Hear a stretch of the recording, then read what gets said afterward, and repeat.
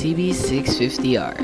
Isa sa mga pinakasikat na big bike na rinalist ni Honda.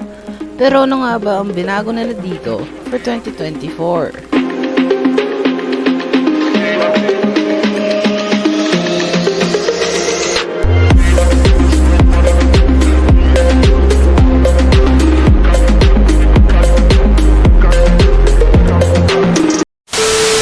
Compared to other big bikes, bakit ang dami mong makikitang Honda CB650R sedan? Well, unang-una is yung price point. Nung unang inirelista ni Honda sa Philippines, pinagkaroon ito ng 501,000 pesos. Nagtataka ka siguro, 501,000 pesos, good price point ba yun? Well, dito nag-lead ang second reason. Inline 4 na to mga dudes. Sobrang bruise ko ng sound nito. Ay, joke. ZH2 pala yun. Whoop. Sobrang bruise ko ng sound nito, mga dudes. Parang ginawa mong motor si Juan Carlos. Sorry, kakapakinggan ko lang sa kanya kanina. Oh, diba? Nakakapo. 501k SRP na inline 4. Sulit, diba? Pero ngayon, mga magkano na? Mga 519,000, mga ganun. Third reason is yung retro looks. Mas prefer talaga ng iba ang retro styling. CB650R, magandang styling sa ngayon. Round headlight, makantong tank, comfy na good style na upuan, at 180 rear tire. Solved, diba? Fourth reason is naka-Honda yung brand. When you say Honda in the motorcycle industry, sobrang iconic, di ba? Dun yung feeling na good quality, tumatagal ang motor, fuel efficient, marami ang nakapagpatunay at nag-stick sa brand na ito, naka 4 wheels or 2 wheels. The final reason is reliant. Sobrang daming aftermarket accessories at pyesa and easy to maintain. Now, pasok tayo sa 2024. Kaliwat kanan, naglalabas ng bagong motor si Honda. Isa na doon, si CB650R. Ginagawang design ng kanyang body, sabay ng headlight na kinuha ng CB1000R. Big brother yun ni CB650 yan. Yung dating simple and bilog na headlight na may ring light, ay ginawa para bang teardrop yung design eh. A thing to take note here is wala siyang windscreen, so expect nyo yung sampal ng hangin ay sobrang lakas. Oh! Although yes, pwede naman bumiling aftermarket, but up to you naman. Motor nyo yan eh. Sa signal light, ganun pa din. Wala naman binago. Matalim na tail end. Ganun ang gawa na ito. Makikita niya sa luma at bago. Yung dating putol na tail end, yung sharp na fairing. So, ang pillion seat na ito, lumiit. No? Yung tail light din, binago nila. Ginawa nila parang sporty look ng tail light. So, sharp tail end with a sporty tail light. Mga dudes, parang naging naked sport yung motor na to eh. No? Now, move on tayo sa isa sa mga major updates ni Honda, which is... Pero kung titignan mo, parang upgrade more on siya eh. So, and yung pinaka-newest upgrade ni Honda dito is yung E-Clutch. Super simple na modification for the motor but super convenient at the same time. Paano? Okay. For example, nasa city kayo, pa-approach kayo sa stoplight. Yung una mong gagawin, piga sa clutch, downshift hanggat sa mahanap mo yung neutral, diba? Sintayin yung stoplight. Mag-green, piga sa clutch, first gear, tapos sulong. Medyo hindi ganun sa e-clutch eh. Sa e-clutch, pag parating ka sa stoplight, downshift ka lang hanggang sa neutral, tapos isipin mo muna paano magiging kayo. Nang maisip mong walang pag-asa, nag-green yung light, upshift, tapos sulong. May narinig ka bang clutch dun sa second scenario? Wala, di ba? Very nice. And say goodbye sa masakit na fingers caused by napakatigas na clutch lever.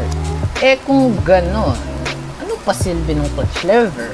Well, sa nababasa ko dito, nagagamit yung clutch lever if naka-off yung e-clutch ninyo. So basically, gagamitin mo si clutch lever kung gusto mong mas mabilis na shiftings. Honda claims na mas magaan gamitin to compared to assistant sleeper clutches, and kayo na bahala magpatunay nun. So, parang quick shifter?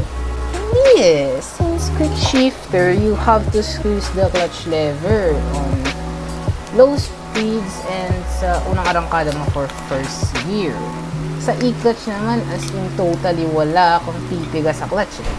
Hindi rin naman DCT na Honda since yung options mo lang dun is automatic and manual. So parang wala, may sarili siyang parang lahi. For me, definitely this bot will benefit both advanced riders and beginners. Basta, gets nyo na yun. And speaking of clutch, another thing to take note here is hindi adjustable yung clutch lever ng motor. So, ever bibili kayo na ito, take note nyo na yun, medyo mag-a-adjust yung fingers nyo. Though yes, pwede naman bumili ng aftermarket, but medyo pricey yung mga yon. I mean, at the end of the day, it's your choice, diba? Motor nyo yan eh. Moving on, same engine pa rin si CB with that 649cc displacement, 4-stroke, 16 valves, double overhead cam with max torque of 63.3 Newton meters at 9,500 RPM. Na all in all, a inline 4. Wala naman changes si Honda sa engine, since good naman yung engine ni CB. Same suspension na may 41mm upside down show forks with 4 piston calipers na may dalawang discs. And of course, di mawawala si Honda Selectable Torque Control or Traction Control, sabihin mo na. On and off lang to, hindi naman yung may iba't ibang levels. But at least, meron, di ba? Right, sa exhaust naman, meron tayong underbelly exhaust. So, if you want to change it, it's either kalkal or full system. Bawal ka mag-sleep on dito since hindi naman siya side exhaust. So, yun. Share ko lang. And, bumigat din tong motor ng halos 4 kilograms. So, dating 200 kilograms is naging 206.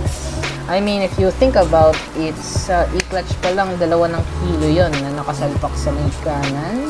So, ayun. Fuel tank, same pa rin na 15.4 liters with a fuel consumption of 20.9 km per liter.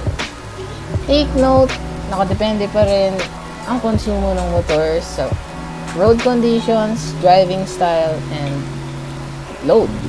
Malay mo, may OBR ka, di ba?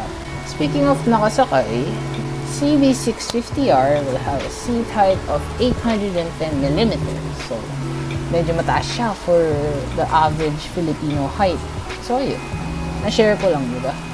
And yung color scheme, sa color scheme, nagbigay ng 3 variants si Honda dito, which is matte, laurel green, metallic, haba ng pangalan, no? Kulay lang naman. The candy, chromosphere red, and the matte gunpowder brown. All in all, maganda naman yung pag-combine ni Honda dito sa mga kulay nila. Yung bagay naman sila, di ba? Ouch! So, of course, di na makakalimutan yung pricing. As of now, release na ni Honda yung price sa mga website nila, although that is for the version with no e-clutch.